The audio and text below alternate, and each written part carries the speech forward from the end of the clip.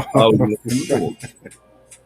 how how was that roller coaster ride? People, Charlie again. Special request from Charlie. He wanted to go on the roller coaster. What you guys need to know is that Charlie and I was actually in that roller coaster Yeah, when we shot that video, yeah. and I stopped it right before Charlie threw up. Here we go again. Here we go again. Oh my gosh! Aloha, no, What's up? everyone. Welcome. Good evening. It's an exciting evening, I tell you. And no, I gotta tell you, if I seem a little bit uh displaced today, I gotta share some news with you. This afternoon, um, I had my booster shot. Yay! All right, all right, So for my all right. sweetheart, like my baby girl, Melissa Bolton, she's been cranking the message to me all day. Uncle, did you or didn't you get your booster shot? Well, sweetheart, Uncle did it. And I tell you, it was perfectly fine. It was, to me, it was so rewarding. There was a lot of kupunas there, and they all were taking their boosters. And I was so happy.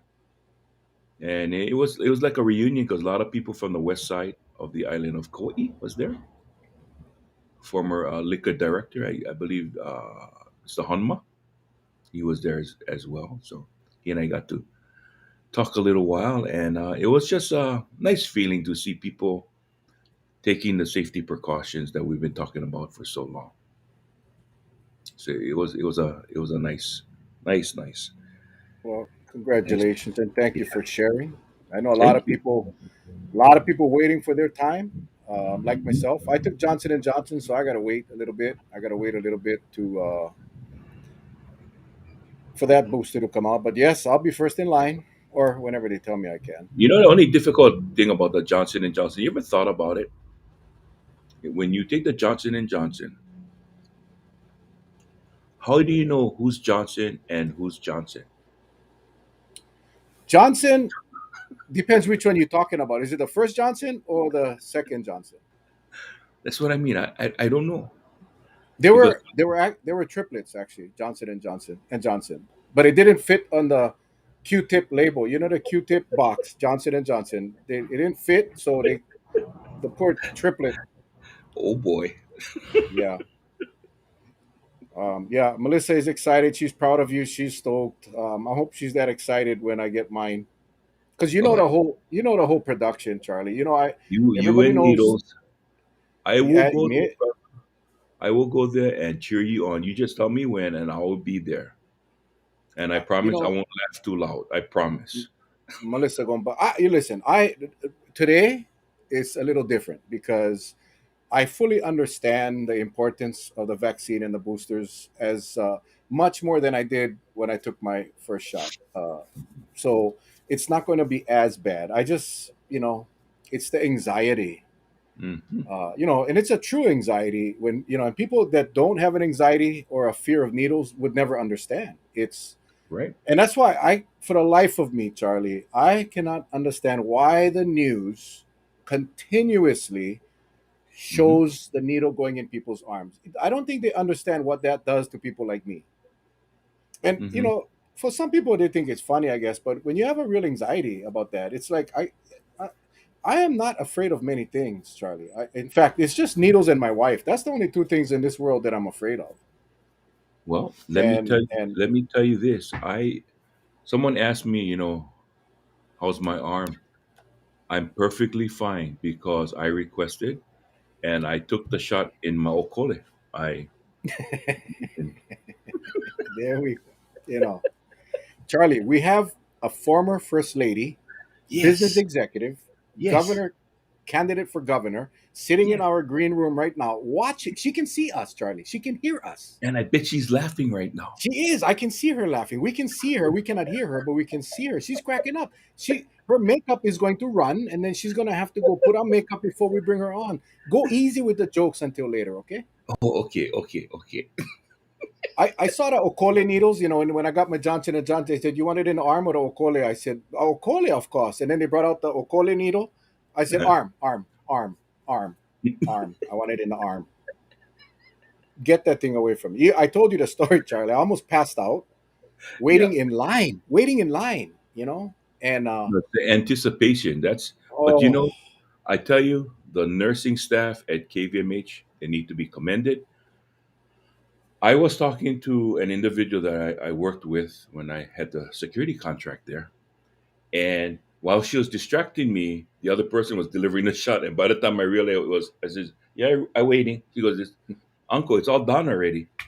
So they got a good, Mutt and Jeff routine. I tell you, they distract you and the other one just zing you. I mean, it goes well. And that's what you yeah. need. You need that. I You need actually that had that. distraction. I had that. Kurt Akamine, our Hmm. good friend Kurt Akamine. His wife is a Yes. nurse, and she heard my voice. She could hear the anxiety in my voice. Yes, I did get the vaccine. I did. Lavanda, Kainoa, Salvador. I did. Um, but anyway, so she heard me talking to the military girl that was going to give me the shot, and she could tell that I was under some heavy stress. So she said, "Mel, is that you? I recognize the voice." Yes, I'm not doing too good right now. I'm not doing. She said, "You want me to distract you? You want me to?" And I said, "Yes, please." So she punched me square in the jaw while the girl had poked me with the shot. That was Well, classic. So I got to get her there when I get my booster, so she can punch me in the jaw again. I told our good friend, our mutual friend, Mr. Khalil Perez, he was talking about headaches one day. And I told him my remedy, because aspirin is really harsh, like Tylenol is really harsh on your tummy when you get headaches. You got to take that. I said, what you do, you go outside, you grab the largest rock you can find, and you slam them in your feet. While you concentrate on that pain, you'd be surprised. The pain from your head go away real fast. That That's that's Yeah, that's a that old, works. actually that's a old Portuguese secret. My grandma used to do that all the time. Yeah, All the time. When I complained of pain and something, yeah, she would just grab the rock and slam my toe. And my grandma is 104 years old right now, actually, still alive.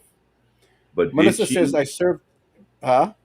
But did your grandma slam your toe with the rock, even when you told her that my foot was sore? Yep.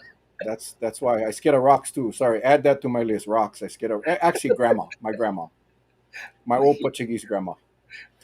Melissa said you served in the military. This is so easy, Uncle Mel. She doesn't get it. She doesn't get it. Yeah, I'll be honest with you, and I'll just tell this story before we bring on our guest. Um, my first deployment was to South Korea, and we out processed at Hickam Air Force Base. So I got to Hickam, and I went through the line. And the first question of course, you check in, give them military ID, and then they ask you, "Where's your shot records?" And I said, "My what? Your immunization record, the yellow book." I don't have it. They said, "No, you have to have your shot records, or you cannot deploy." I said, "I don't have the shot record." So they said, "Then you go to that line." So I went to the next line, and you know what that line was? All the shots, all the vaccines that were That you never required get. that That I you never had, get. but I didn't have my record. I got them again. Two arms.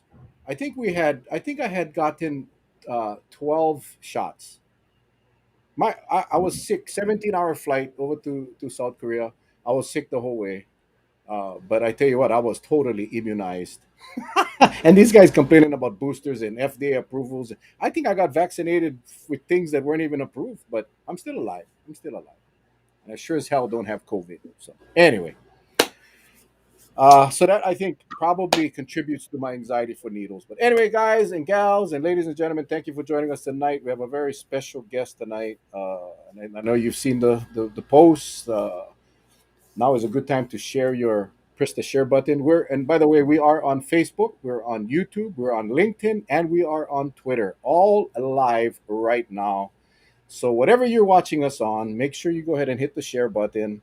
We want as many people to watch this as humanly possible because I have no idea what's going to happen tonight, but we're going to have some fun. So let's bring on our guests, former First Lady, business executive, candidate for governor, Ms. Vicky Cayetano. How are you, Vicky Aloha. Cayetano?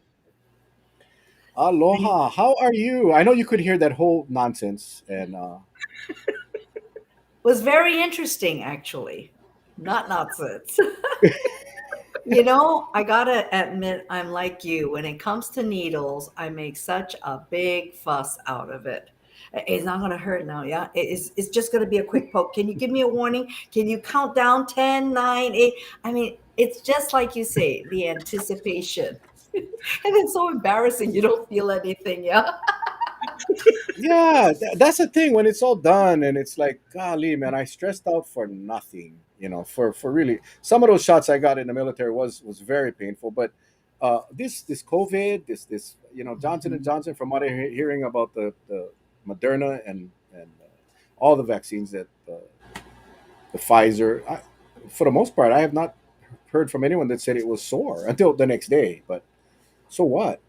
The needle didn't hurt. It's amazing how they do it nowadays.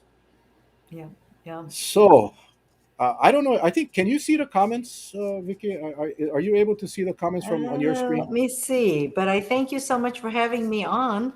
I They're falling in oh, love. Is Miss Vicky looks so young? She's so beautiful. Yeah, I'm because look at, 65. Aloha. Thank you for making my week. of course they're comparing you to me and Charlie, two of the ugliest human beings on earth. So, um, but you Hey, are your you are you opening are was pretty youthful with all that roller coaster thing. I was expecting to see the two of you on a horse, just kind of riding in. And then when I saw that opening, I was like, wow. Well, we would get on a horse if we could get on the horse to begin with. So poor horse. yeah, I yeah. love it. It's Yeah. not often you get to see a horse panting, carrying the both of us. Like so. But Yeah, so welcome. Charlie, yeah, welcome, welcome. We're Charlie. It's, as you can see, it's very informal. There is absolutely no censoring, no restrictions at all on this show. And really, what we try to do is the whole motivation for this show was to inform and educate the public. We're not a political show. This is not a political show, although we touch on politics here and then. But uh, if we believe a guest has some information and that can help, we are going to bring them on. And we appreciate you taking the time to come on tonight, ma'am. We really do. And I'm looking forward to, you're a very interesting person, very accomplished person. And I cannot wait. So let's just get started with who is Vicky? I guess your maiden name is Tiu, Tiu. How do you pronounce that? TIU. Yes, How do you that pronounce is that? correct. Hmm. Chill. Tiu, Q. Right. two, like the number Two. two. Right. Well, not quite Like two. it's It's like a two. Right. between Tiu and two. Right. Ah, okay. So, who is Vicky to Cayetano? Why don't we start there, and we'll let you share a little bit about yourself, and then we'll get into the tough part of this program. Okay. Well, I was born in the Philippines. My parents were also born in the Philippines, but my grandparents came from China. And we came to this country by way of my sister, Ginny, too, who is a very accomplished pianist. She still performs today. And the way we came by here was because she was a child prodigy who started playing piano at about 3.5.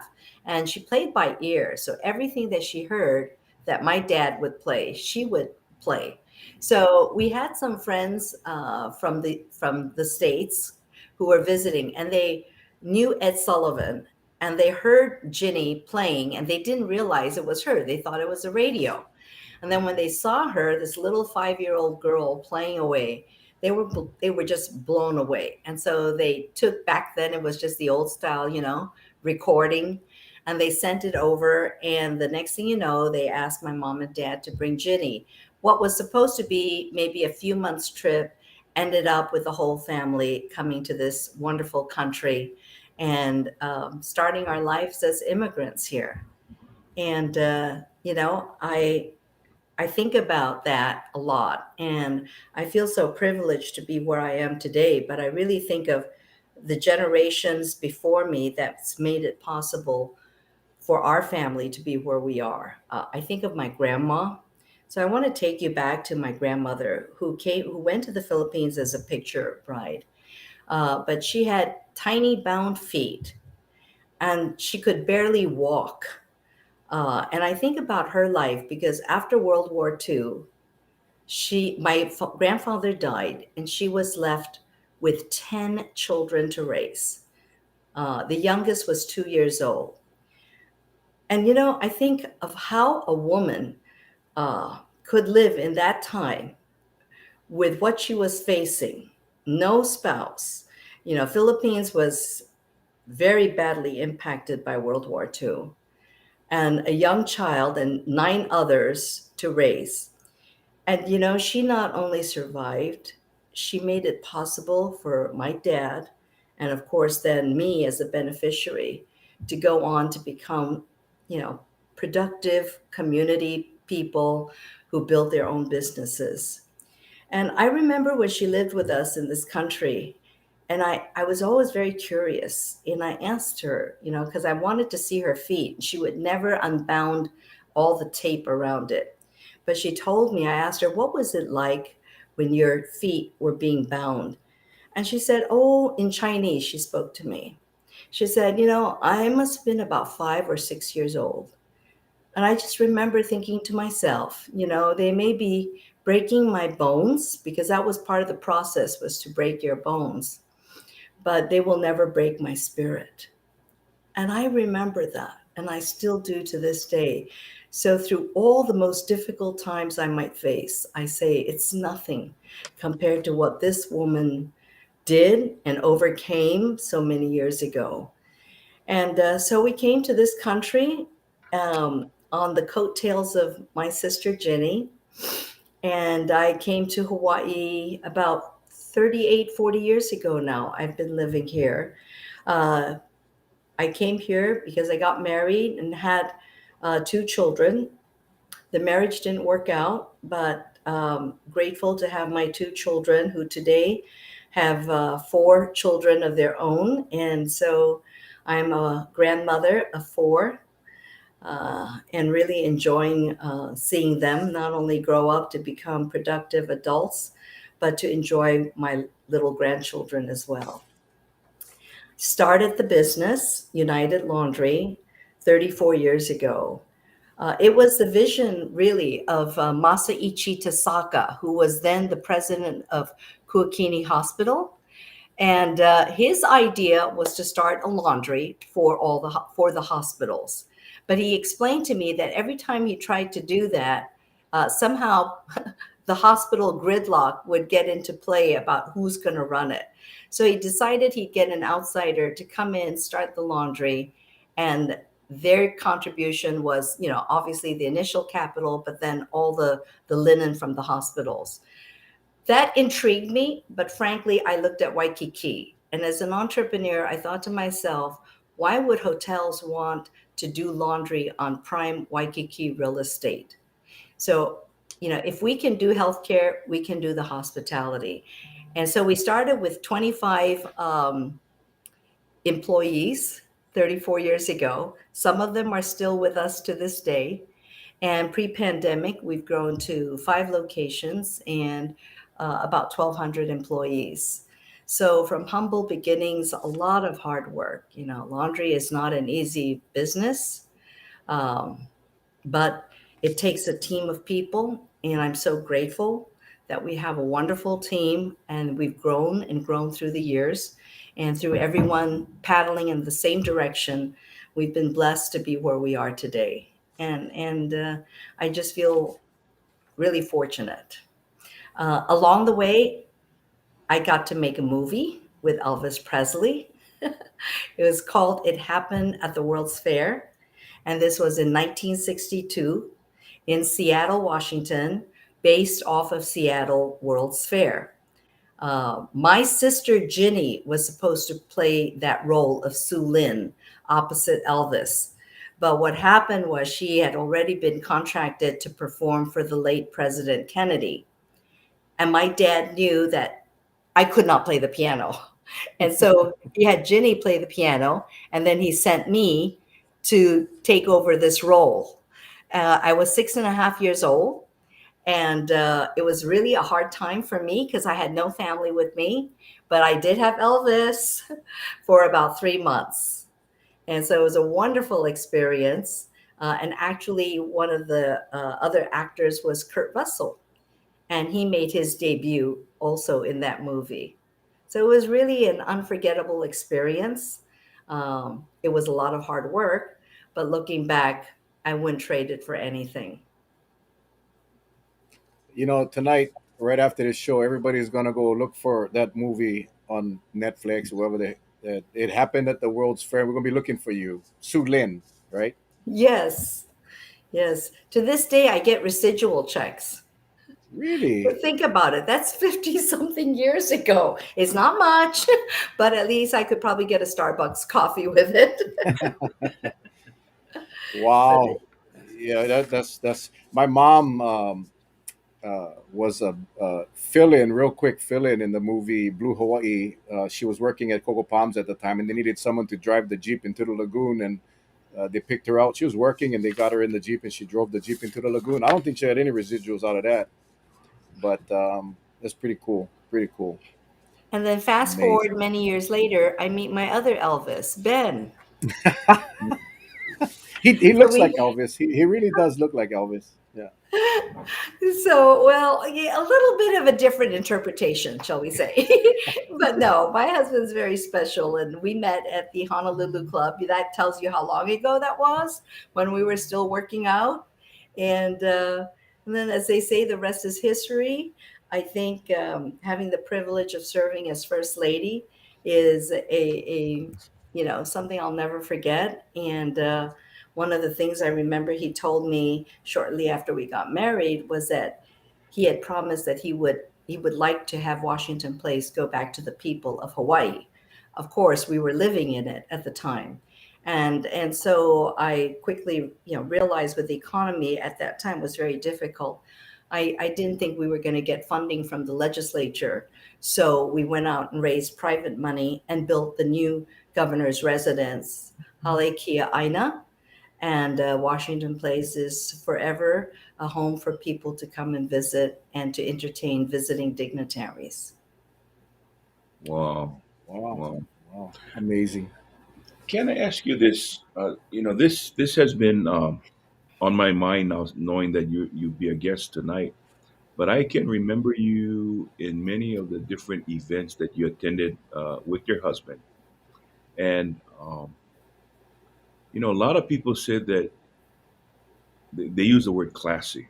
You were very, very classy, and I can always remember that. And I want to thank you for that because we've seen first ladies before, in other states as well. But it takes a really special person to having the day in and day out duties of that role as first lady.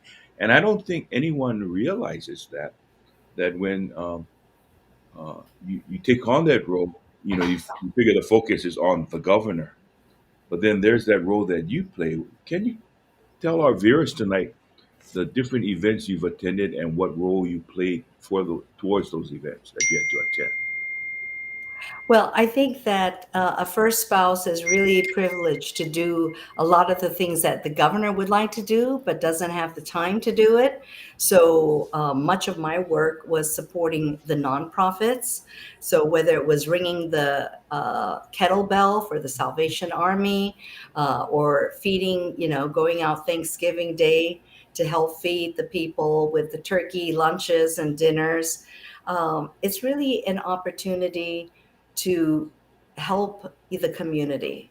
Mm, And not only was it about Washington Place, but one of the things that we also did, it didn't pass, but we did really lobby hard to come up with a long-term care bill to support those caregivers who give so much of their time and of their lives. mhm, And our bill was really very unique in that you did not necessarily have to be in a care home, but it was to acknowledge that caregivers also need a break.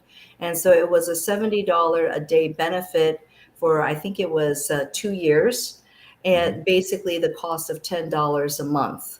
And unfortunately, it was Ben's last year in office. It was called Care Plus, and we weren't able to get it passed. But I think we should never be afraid to step out with ideas of how we can better our community. And I think, besides, I appreciate very much saying the classy part, but I think an important description for me is respectful. I really would love to see our society be able to talk over things in a civilized and respectful manner. And even if we don't all agree, I think that's really at the heart of what makes Hawaii special, what other states want to emulate. And I think we need to make sure that we both exhibit aloha, but also respect to one another. And Hmm. that's one of the reasons for me that I'm running for governor now, is because I feel that we need to reach out to our communities all across the state and bring people together to collaborate, to come up with the solutions to the many problems that we have, that we've been talking about, it seems, for ages, and have never really addressed or resolved. And that's a commitment that I have. And that's why I'm in the race. Thank you. Okay, good. Yeah, that's we're going to talk about that in a little bit. I think a lot of people are inquiring minds want to know. You've had quite a successful business career. Charlie mentioned some of the things you've done. While the first lady and Care Plus is unfortunately could not get passed. I think that's a great program for healthcare workers in that industry. But in the business side, Hey you've Mel, look amassed at quite that. what Look at that on what the is that? screen. Oh, Look you at found it. no, this is You Hang given know, on, by hang on. one of our viewers. Just sent it to me now. Okay, hang on. There it is. I still remember that hat, you know. Oh my I, gosh. I have to tell you that one of the things I loved is that, I was one of 9 children. And so our clothes were always hand me downs. And when I was able to select my own wardrobe, I was like, unbelievable. I said, really? I can pick anything I want to wear in the movie? And they looked at me like I was strange or something. But I still remember picking that hat because I thought it was so nice to be able to wear a hat. And you were 6.5 years old. Is I that what was you six said? and a half years old. Wow. Jeez, that's amazing. Yeah, a star is born. But you've amassed some nice recognition and awards, and I just doing my little research. Of course, Wikipedia. So my short time that I had, but 1999 Women of Distinction by Hawaii Girl Scouts for work in motivating young women. 2018. I'm sorry, Salesperson of the Year for 2011 by Sales and Marketing Executive International. 2018, the 30th anniversary of United Laundry Services. You were honored with the Pacific Business News Women Who Mean Business, yay, Career Achievement Award. And then you got the UH School of Travel Industry Management um, Legacy in Tourism Award. A lot of we've I think for anyone that's been living here for any length of time recognizes the name. You've been in you've served on so many boards, nonprofit volunteer boards, and you must be busy. You must be busy. I mean, how do you manage all of that? And then of course being the first lady as well. How is managing the time? I I think that, when you believe that there are things that are important, you make time for it. And so time management is just something that's kind of in my DNA. But more importantly, when I see what the impact is of people coming together, what we can do, whether it's there, I'm sure there are projects on Kauai here. There's Kawiki Village, the things that we can really do as a community. Really, there's no limitations when we come together and work together and paddle in the same direction. So, how do I make the time? I feel that when you know there's a need, when you know that you can make a difference, you'll always make the time.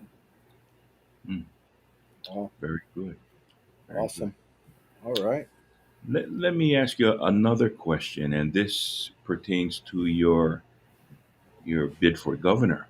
I know you've got a lot of experience being the first lady, but now um, the possibility of you actually occupying that seat with a strong business background that you have. Do you believe, and I've heard this numerous times, that the state really has to be run like a business?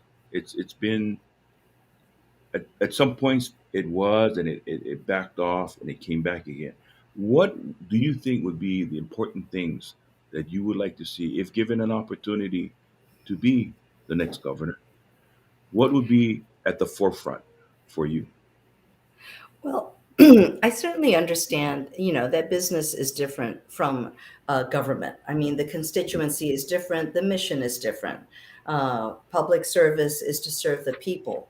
But having said that, I do think there are a lot of things from the private sector that can help us improve our delivery of service to the residents in our state.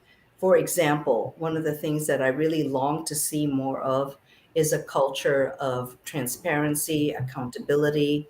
Um, we always say, how do you control what you do not measure?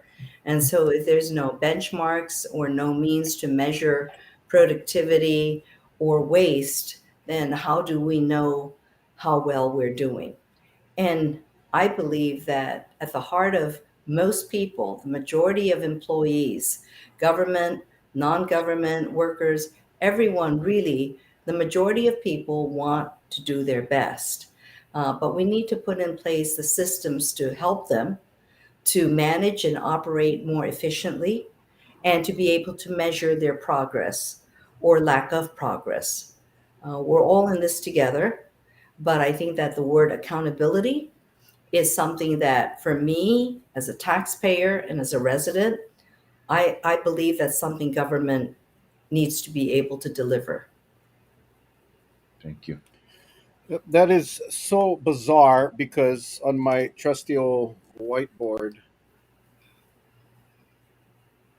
this is going to be the two questions I was going to ask you about tonight. Number one was accountability, and two is it says transparency. I know it looks like trespassing, but it's transparency. I'm not a very good writer, but you know, Charlie and I, we've been doing this show now for almost 2 years, and we have been talking about pretty much COVID. We've had different shows with focusing on small business and other things, but the majority of our shows have been on COVID and the state's response and the county's response. And one of the things we talk about, and before I get there, did want to say, as far as business, government's got to run like a business. Uh, in some cases, public safety, for example, right? If you had a laundry shop that wasn't providing or wasn't producing revenue enough to keep that shop open, you close the shop.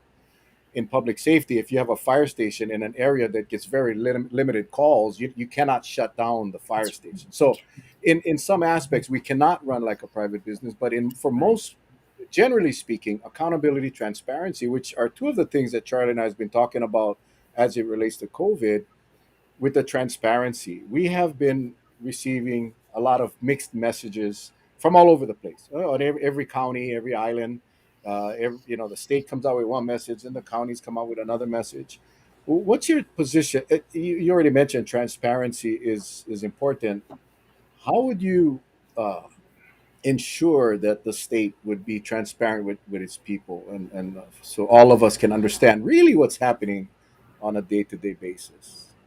So I think in it's important to recognize that COVID is not like anything that anyone has experienced. So, you know, there has been it's very fluid. Things change.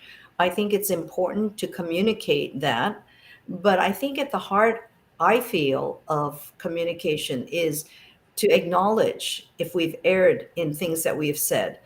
Early on, if you recall, and I really respect Dr. Fauci, but if you recall early on, they did not say that masks were required. In fact, they said that's for healthcare workers. Well, later on, they said, no, we need to mask. That is absolutely necessary. We're all human beings, we make mistakes. And the important thing is to acknowledge that what was said was wrong, was inaccurate. We made a mistake. Now, here's what we need to do.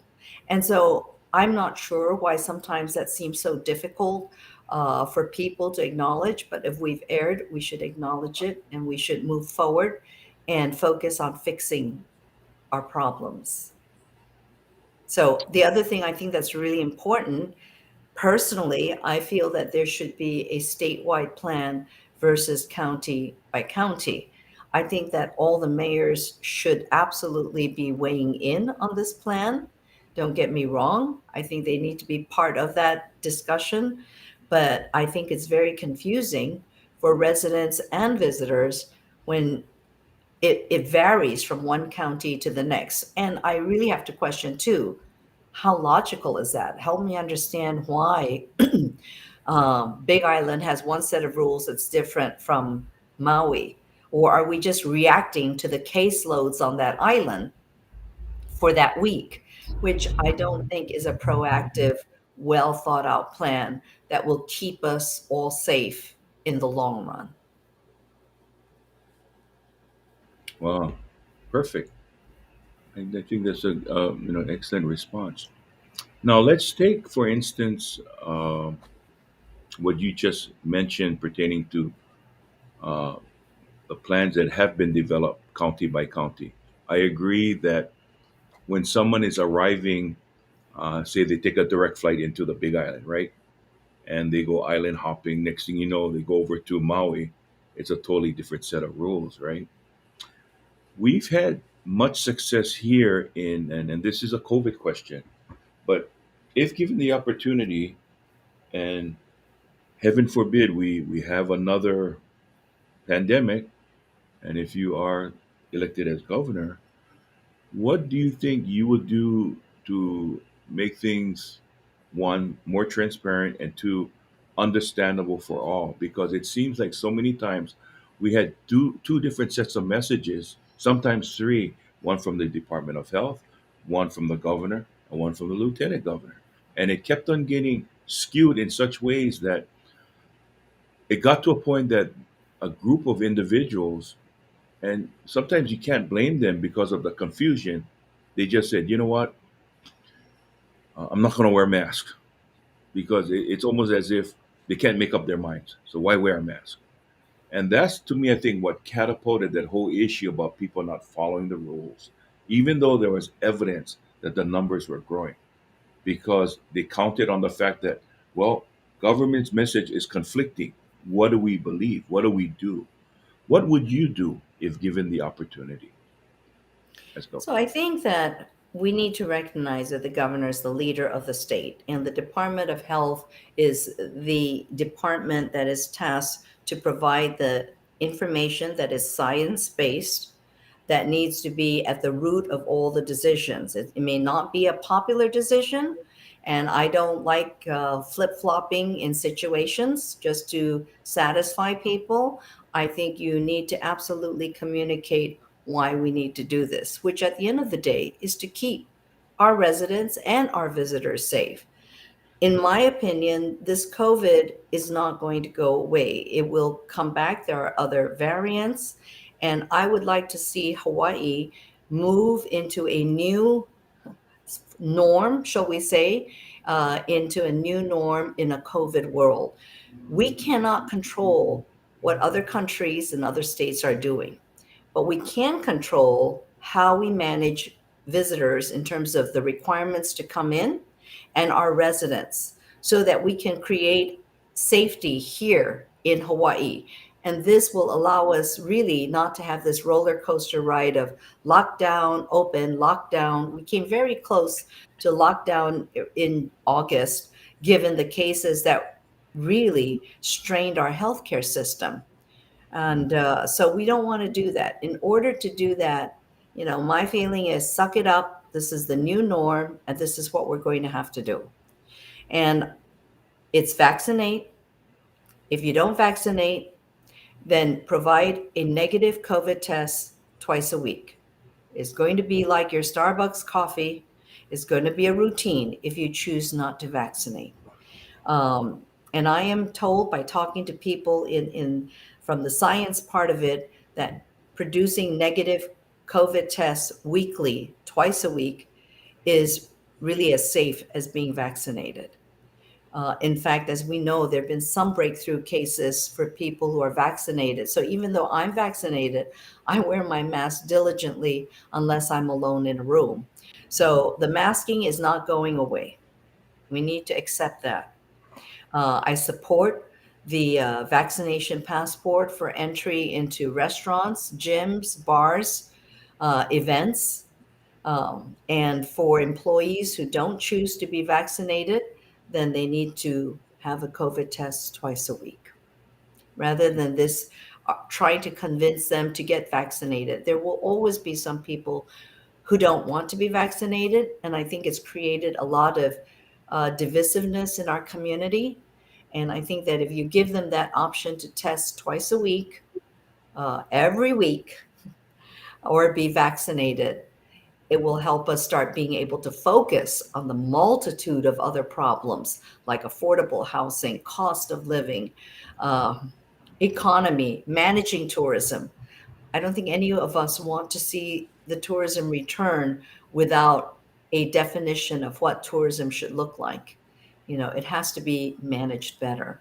So there's just so many other things. And if we're just always talking COVID, uh, when we get it managed, we're going to see that all these other problems have only become more insurmountable now.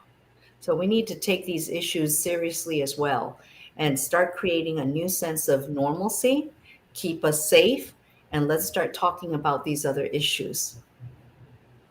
Thank you. That's quite refreshing. I don't think I've heard any other elected official talk about what's next.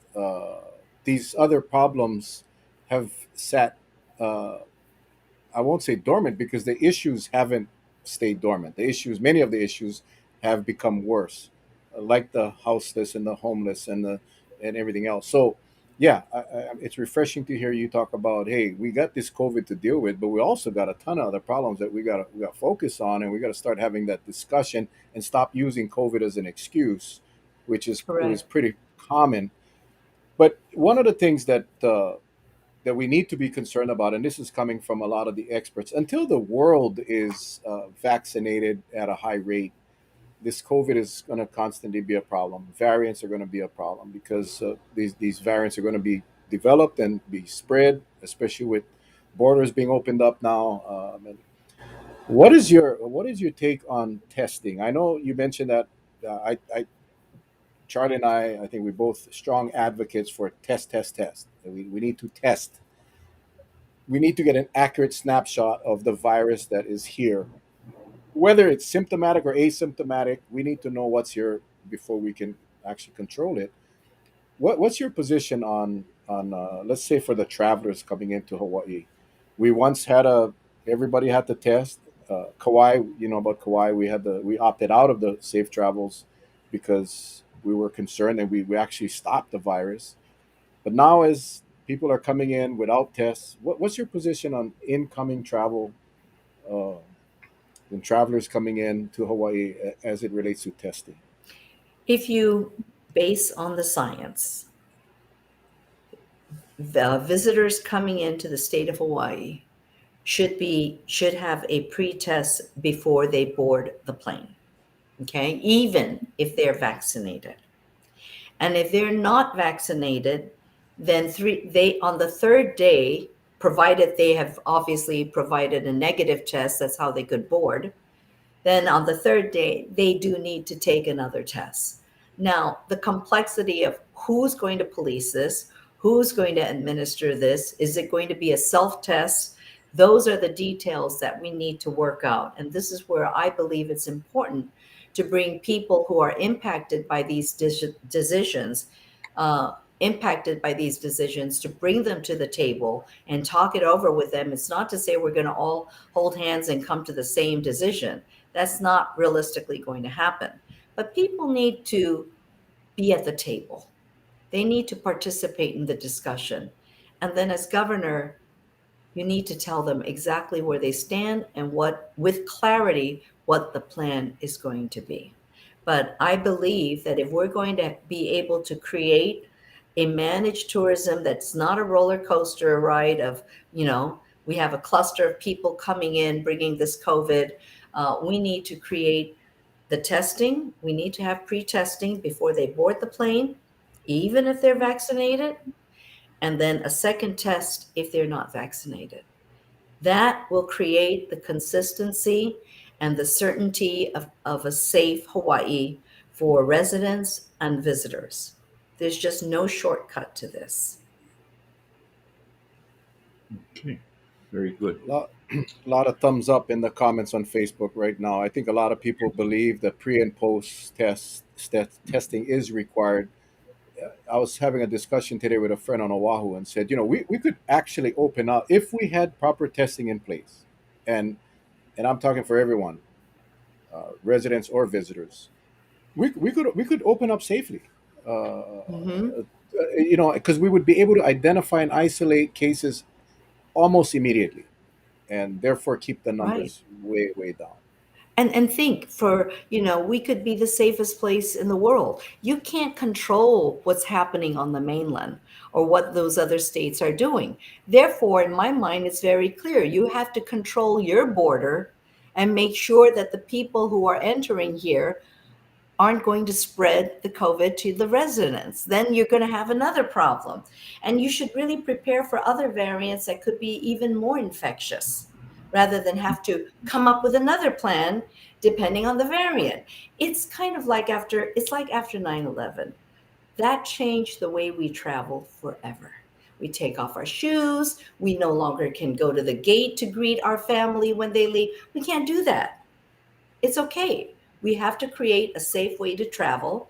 People are used to it, or it's like putting on your seatbelt, right? I mean, I think you're too young, but me growing up, I remember the time when we'd sit in the back, we didn't have a seatbelt on, and then the seatbelt now is required.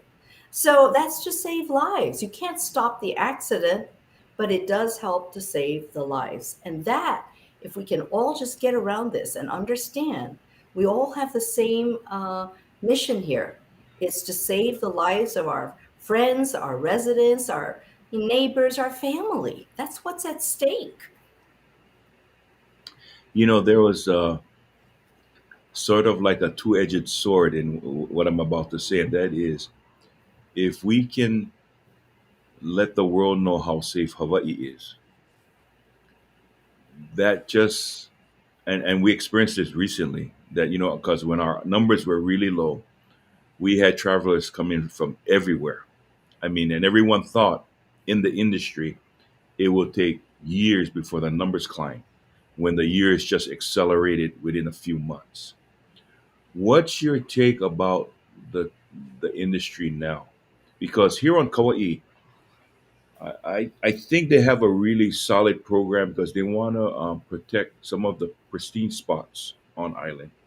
So they have it's similar to like an entry point, like a lottery, giving out a ticket so many people can go all the way to the end and the North Shore, and it's not, uh, you know, just keep on flooding because they found out that keep on flooding the area doesn't produce anything. If anything, it causes more damage. How do you think about the amount of influx of travelers now coming into Hawaii? So I think you have to look at both volume, without a doubt, but also what kind of tourists are coming. And one of the things I would emphasize too is that if we create the safe travel plan here with the pre-test and the vaccination, the clarity of that, you will attract more Asian travelers, because if you think about it, people in Japan, in Korea, Singapore, they're so used, even before the COVID, they always wore the mask.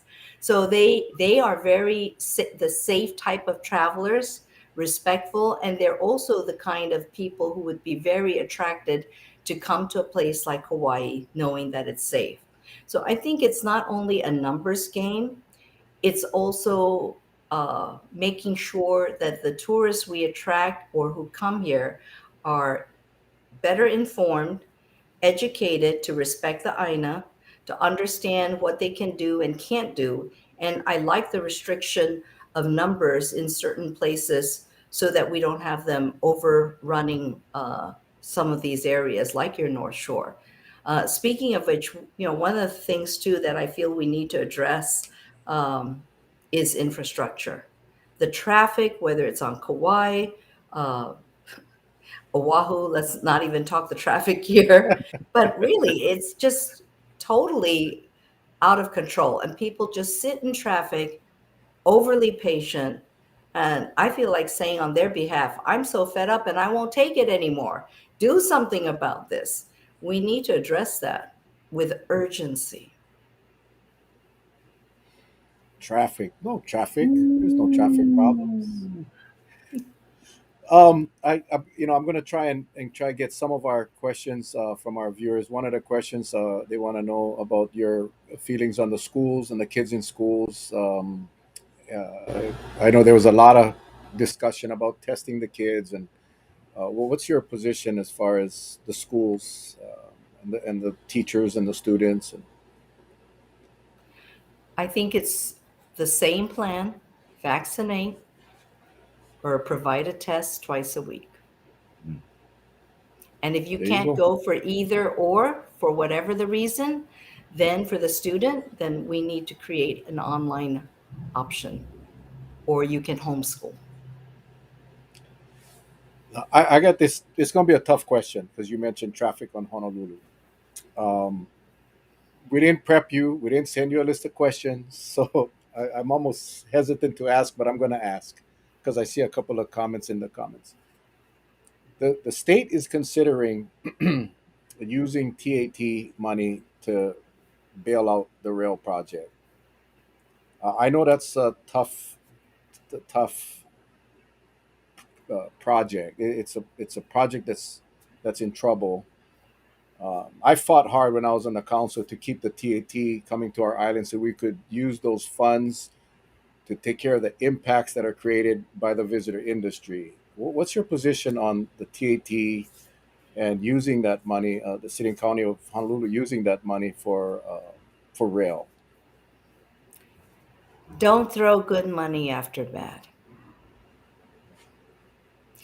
And as you know, that is a county, that part is more county driven. But I think where the state and where a future governor weighs in is on the extension of the 0.5% general excise tax on Oahu. And the question is always asked, will a governor extend that? I can share with you, for me, the answer is absolutely not. And I believe that if we are going to build trust in government from the people, we need to live to our word. And when we give us a date when it's going to sunset, then we need to live up to that. Perfect.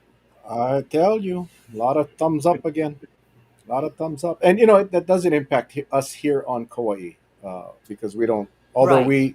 we don't want a precedent set where all of a sudden we're going to be using monies that were intended to focus or to repair or maintain impacts to be used for messed up capital improvement projects or so anyway.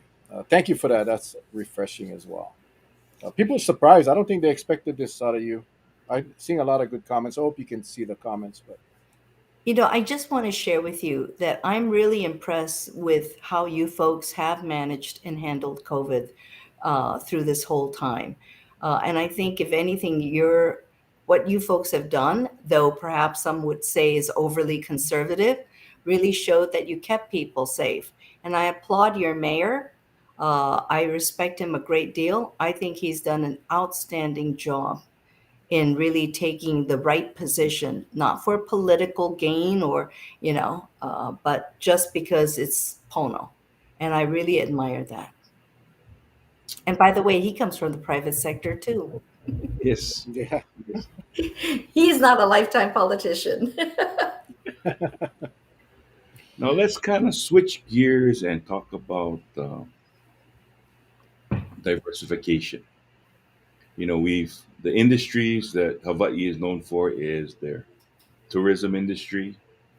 Um, we have military, and then we have some others that. But some I guess we've had agriculture for a long time, and then everything branched out when a lot of these large seed companies were coming um, to grow sustainable seeds to be sold back in other countries as well. Then there was a big push to try to get rid of them because of the so-called anti-GMO movement. Having said that, what other types of business can you foresee or do you see that may work in Hawaii's climate to diversify? So I think that some of the things that are there already, we can optimize more. One of the things I would say, just I know it sounds like a very general statement, but in my playbook in managing and leading, one of the most basic principles is people working together. And I think that when I see how people are expending energy uh, and not involving the private sector, the nonprofits, the unions, everyone coming together, and rather than working in silos, I really think that we can be much more optimal in what we can do together. I think the diversified ag, there's an opportunity there. But example, Department of Ag, and then this other department too, are they working alongside each other? Um, I don't get it, but I just see a lot of opportunities in the communities I've been speaking with, that there's just not the synergy that we need to create. It's all about that. The other thing that I see is healthcare. I think that healthcare, Hawaii could be the healthcare of the Pacific.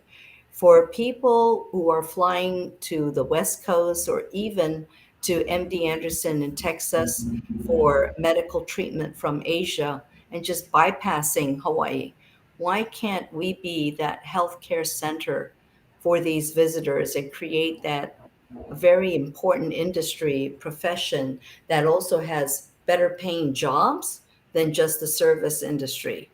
There are lots of opportunities in this new world today where people can also work remotely. I think we need to take a closer look at what we can do uh, to expand beyond just the visitor industry, which, don't get me wrong, it will always be our number one industry. I think it's highly unrealistic to say that we can find anything else to replace tourism. Uh, but I think that we can manage it better. And I think that we can work with these other industries to grow them and to make them, you know, be a bigger part of our economy. Okay. Yeah, I think you bring up a very valid point, which many politicians stay away from and fail to acknowledge the fact that tourism is not going to go away. Tourism will always be our number one income or revenue generator, and it is what it is. And I know there's a Mhm. lot of people out there, and Charlie brought this up on a show months and months and months ago. We've heard this many times when there's a lot of available land that the cost to farm here in Hawaii is so expensive, just land costs, water.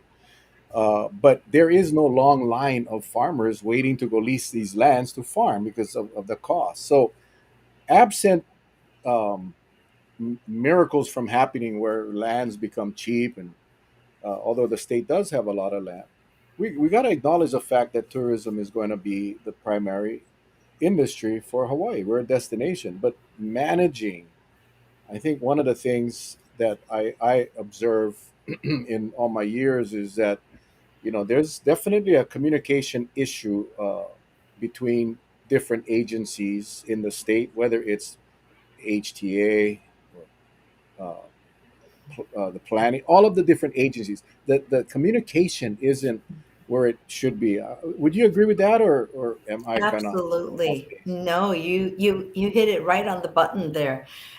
And that's what I don't understand. So, and I think there are opportunities to do more.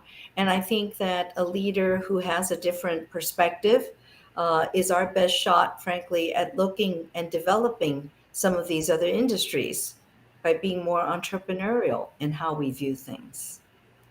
Mhm. Okay. Nice. Now, Hawaii being in the middle of the big blue ocean here,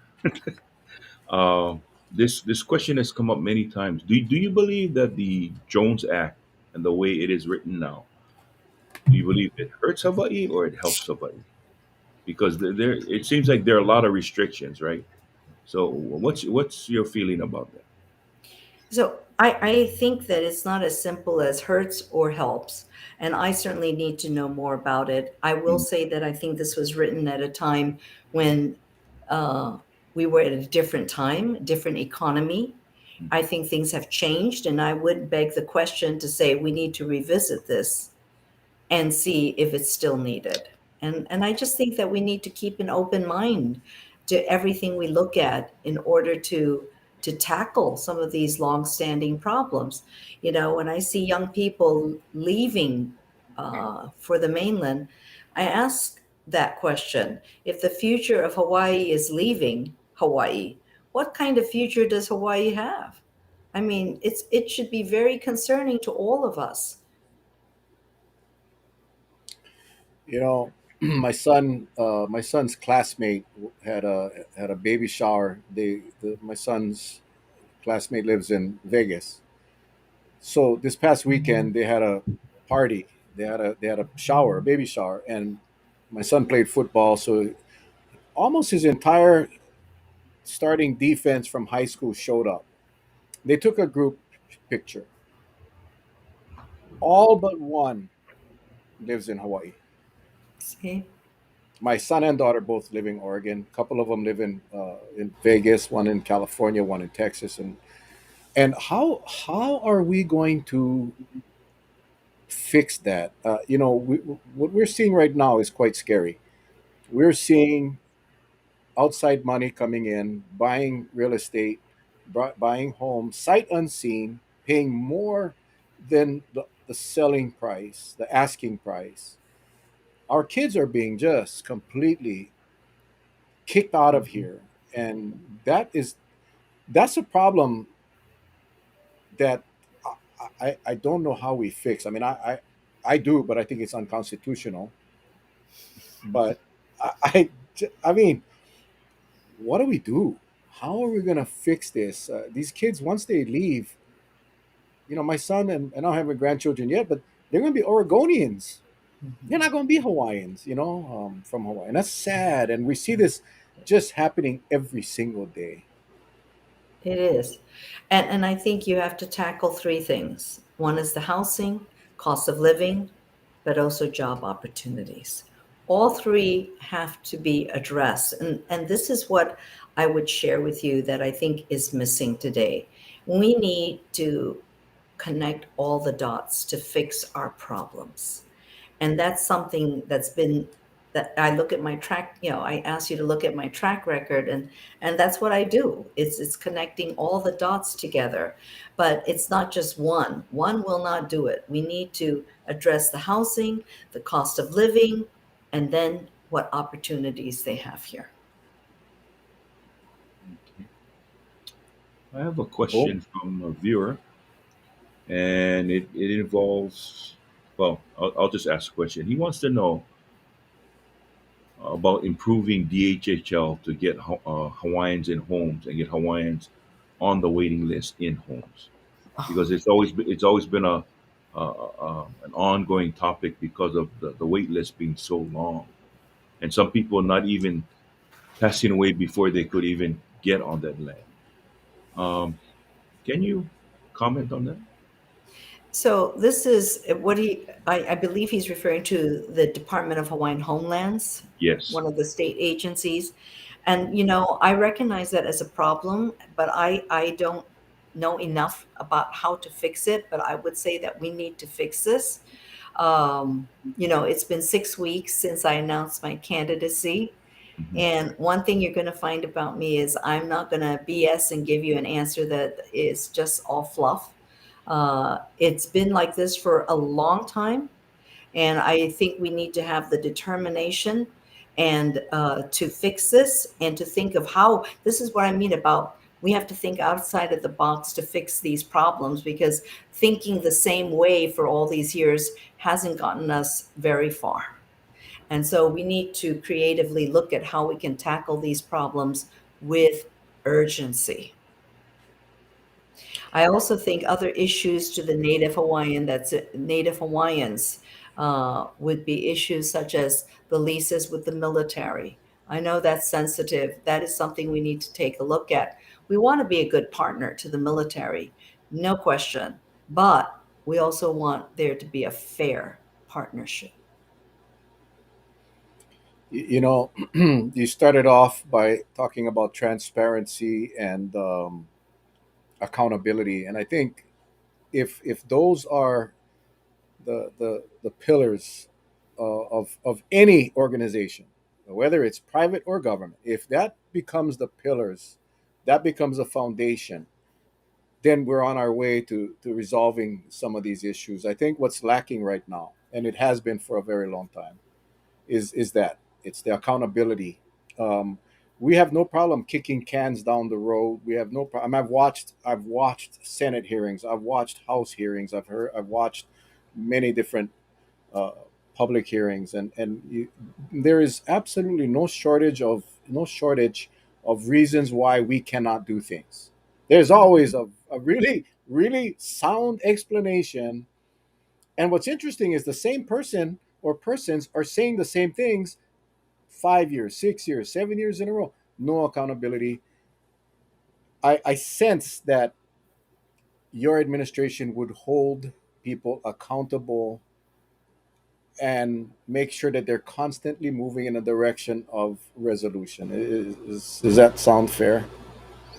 Yes, and I think it's not just about one administration. You know, I would be the kind of governor that would have the mayor, the legislators for those areas sitting there as we talk, because it is a team effort and they need to be engaged. And the public, the general public, I feel really feels very disengaged. If things are going on, they're like, "Mm, we don't know about it. What are you all doing?" You know? So I think it's very important in this, especially now when people are hurting, frustrated, looking for answers.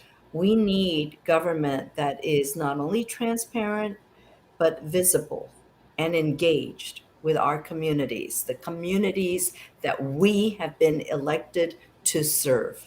I think that is so critical. And it's not just a governor, but it's with the legislators, with the city council, the mayor. We're all public servants. And so we are here to serve the people. Thank you, Did Charlie. you Any other? notice? Did you notice, Charlie, that you and I have the same color? Yes, And we we didn't got even them plan that. correct. Correct. Yeah, but it's a uplifting color only Well, because yes, yes, Mel. thanks, thanks. Hold on, I gotta find me one light blue shirt now. Hold on, I'm right here next to No, you. there has to always be a contrast. You Yeah, see, yeah, is the that would be. yin and the yang. And For us to look good, we need your contrasts.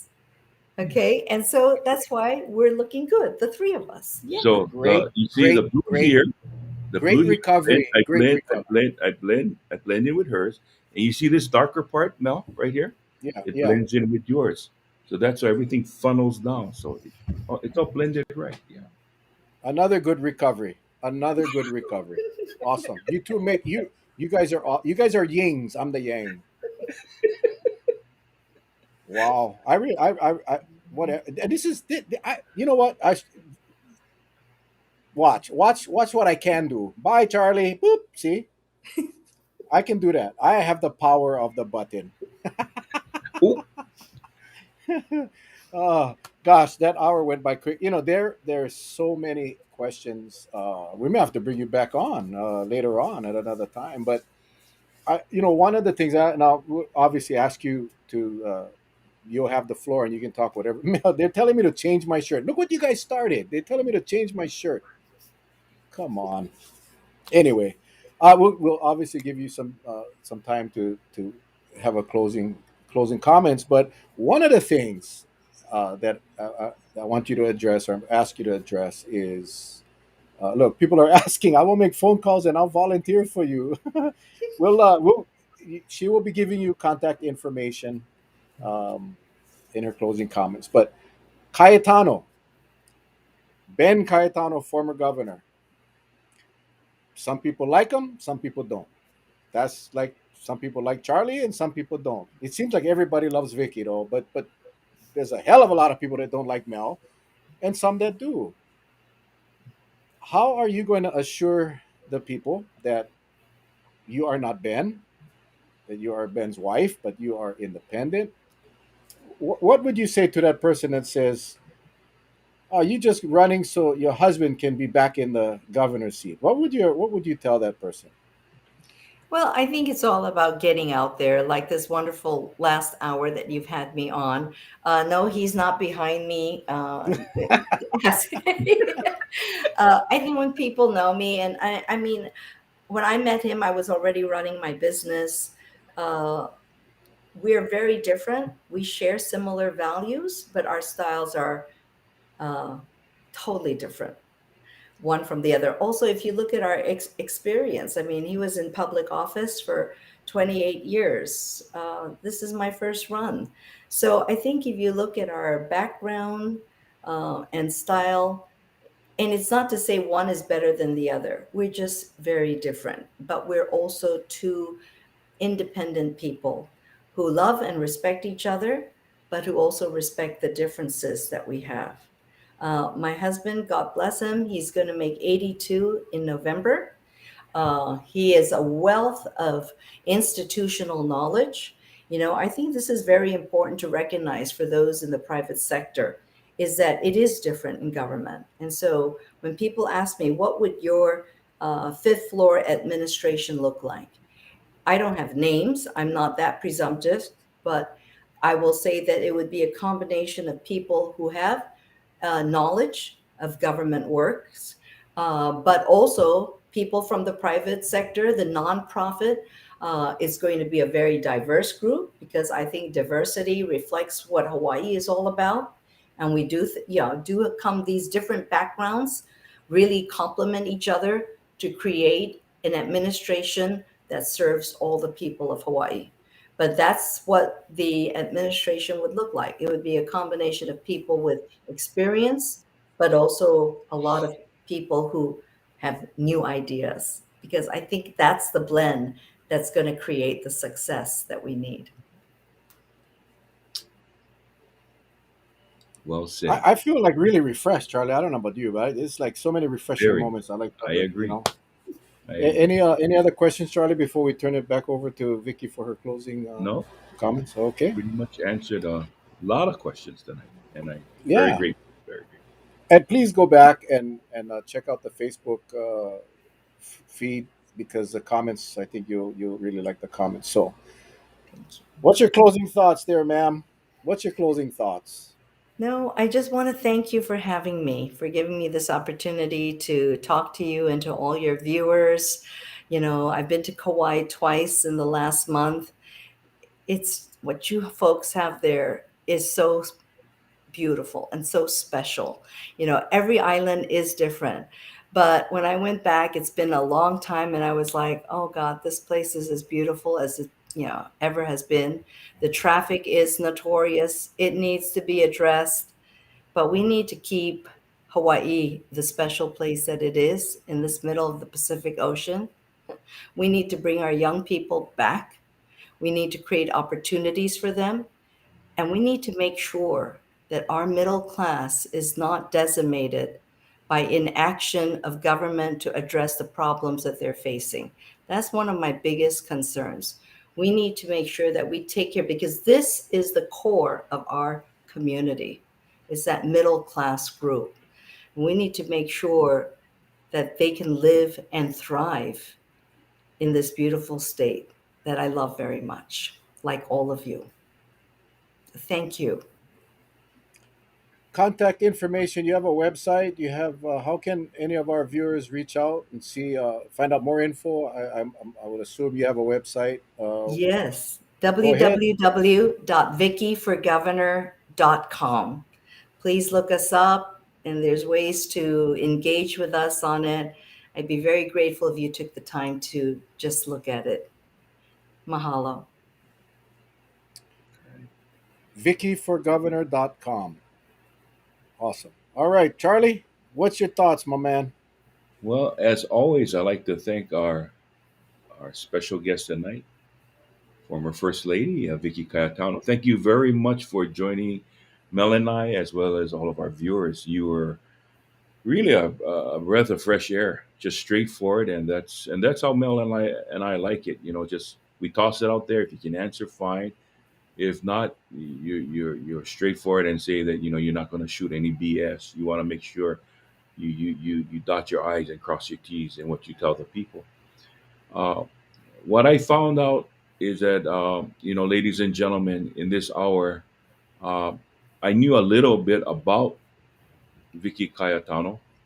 Um, and it was only because at one point I was an organizer way back when for one of the unions, and they had another dry cleaning operation that was unionized, right?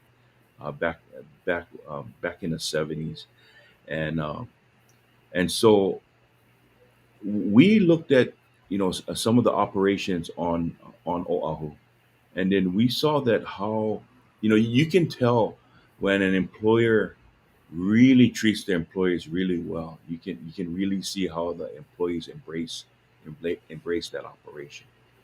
And so why I'm saying this is because I saw it then, and what I hear now, I'm basically seeing it again of how well what you feel in your heart that you want to do for the people of Kauai.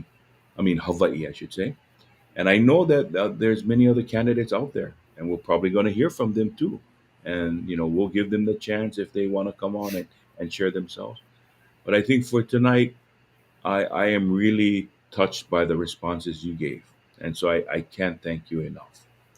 And to the folks out there, you know, the Mel and Charlie show has always been about COVID, but we believed in bringing on someone who really answered the question about straightforward, if she was at the helm, what she would do to tackle COVID. And it's straightforward. You can't get any straightforward than that. So I want to thank all of you for sticking with us, giving us the opportunity, keeping the comments civil as always. Every once in a while, we got to let our viewers know, hey, just keep it simple, keep it civil, I should say. And I want to thank you all for doing that. So thank you very much. Back to you, Mel. Thank you, Charlie. Thank you, Vicky. Appreciate you spending this hour with us. I know we're going a little over time, but I just think that it was refreshing in many ways. I think a lot of our viewers, a couple of the comments saying they felt like they met you in person. They Mhm. really needed to hear your responses. They appreciate the straight responses. They appreciated the openness, the candidness, and that's what we try to bring. And we want to, we obviously you guys are going to have a tough decision during election time, but we want to make sure you guys get all the information that we can provide so you can make informed decisions. I will say that I am quite impressed, very satisfied with what your responses were. I am kind of excited. I think we are due for some changes, and I wish you the best, Vicky. I really do. I wish you the best. And we will get there. We've had numerous requests already to bring you back on, so we will do that in the future and make sure as you get out on a campaign trail, um, you'll be hearing from all kinds of people. So we'll definitely have you back. To our viewers, appreciate you guys hanging around. VickyForGovernor.com. Go check it out tonight. Read up a little bit, and if you want to participate, I'm sure there's a way to do so on the website. We will be taking off tomorrow night, Thursday night. We'll be back Friday with Feel Good Friday. We're gonna have some fun on Friday, Charlie. We're gonna have some fun, Yes, like we yes, always yes. do. All right, everybody. You guys stay safe. Take care. God bless. We love y'all. See you on Friday. Good night.